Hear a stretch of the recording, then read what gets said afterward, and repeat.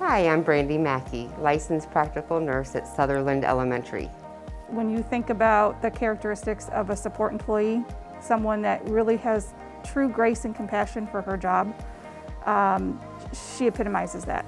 In a year like this, her star shined a little bit brighter because of the situation that we're in, and she really rose to the occasion of alleviating stress and trying to support not just our families, our kids, our staff. It was a large undertaking, and she just made it so relaxed and easy to ask her questions, and she was just a natural choice. I hope people see that I'm dedicated and I'm willing to continue helping. I set an example by always doing the right thing even when no one's watching. That's my motto. There's so many things that stand out about Brandy, but it's her heart. She truly is one of the most sincere people that you'll ever meet.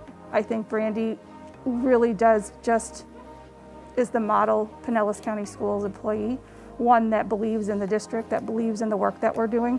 And it's not just lip service, she shows it every day, day in and day out.